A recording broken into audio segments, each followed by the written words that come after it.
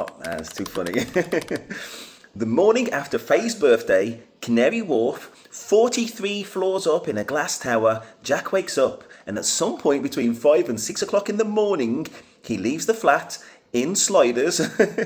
No note, no message, location sharing switched off, gone for roughly 2 hours. Faye wakes up alone and cannot find him. Netflix asked Jack about it. He gave an explanation. I'm going to give you that explanation first, and then I'm going to tell you what I thought when I watched him from episode 1, because the two things are connected.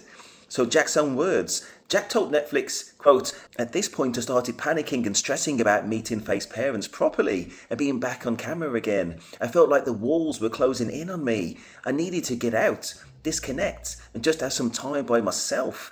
He said he felt overwhelmed by the city, having grown up in Cornwall. Being in a glass box 43 floors up in Canary Wharf was not his natural environment. He admitted he was selfish about it. That is his explanation as he stated it. Now, here is what I noticed. So first, the sliders argument.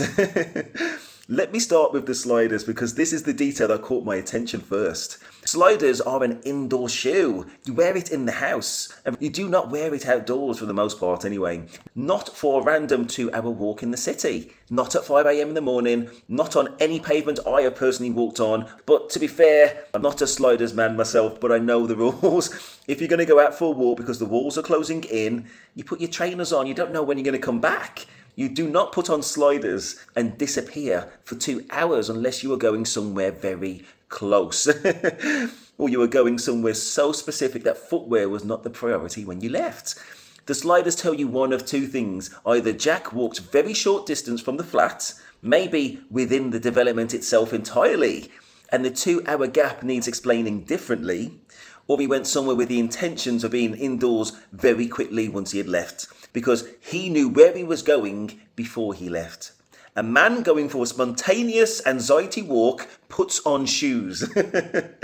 A man going somewhere probably nearby and specific walks out in whatever is already on his feet. Then there is the location. Faye woke up, could not find Jack, and checked her Find My Friends, but he was not on there. Not because the app glitched, not because his phone died, because he had actively removed her from it. You do not accidentally turn off location sharing. You go into the app, you find the person, and you remove them. That is a deliberate action.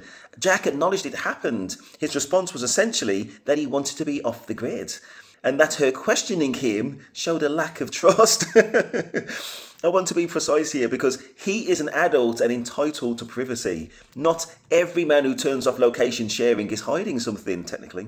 But there is a difference between not sharing your location and actively removing someone you have been sharing it with in the early hours before going somewhere you cannot explain for those 2 hours that were missed.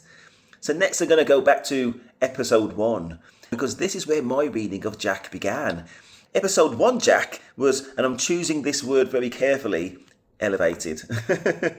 Telling women he loves them very quickly, manic energy. Intense, the kind of energy that is either very specific to the pod environment or very specific to the state he was in when he walked in.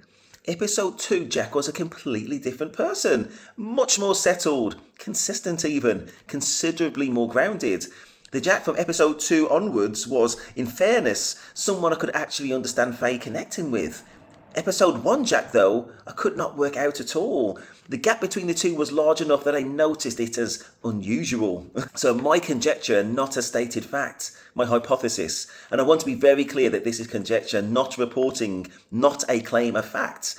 Is that what I saw in episode 1 was someone who was either in an unusually elevated mental state or who had taken something before going in. This is based entirely on what I observed on screen and on my own life experience of seeing people who present in a very similar way. And of course, I could be completely wrong. It might simply be that he is that person when he is nervous or excited, and the pods brought it out of him. I'm just telling you what I thought, not necessarily what I know for fact in this instance. Next, we're going to talk about the mom. And then there is the mother. Again, this is my read, not fact. But Jack's mother's enthusiasm for Faye struck me as something specific. Very warm, very quick to embrace her, the kind of welcome that speaks to real relief as much as joy. So my conjecture, Jack's mom has been the steadying presence at home for a very long time. She knows her son, his energy, his patterns, his tendency to be the least responsible person in the room. And when Faye arrived, I think what the mom saw was someone who may take over that role from her. Someone who would be that grounding force Jack has always needed, but has not always had from another adult. That is not a criticism of Jack or his mother. It's just a read of what I observed, and it shapes how I see the disappearance in some ways. So in conclusion, none of this makes Jack a bad person. I want to say that clearly, because I think it matters. He may conceptually have told the complete truth about going for a walk. He may have genuinely panicked about meeting Faye's parents and needed air. That is a real thing that happens to real people. Cornwall to Canary Wharf is a significant change of environment, but the sliders, the turned off location, the episode 1 energy, the family dynamic, when I put all that together, it forms a picture that I find hard to fully accept at face value. But I am curious whether you in the comments see it differently. Please tell me. And again, this is all conjecture, but I genuinely am fascinated to know how other people are reading this. Please like and subscribe, and thank you for watching.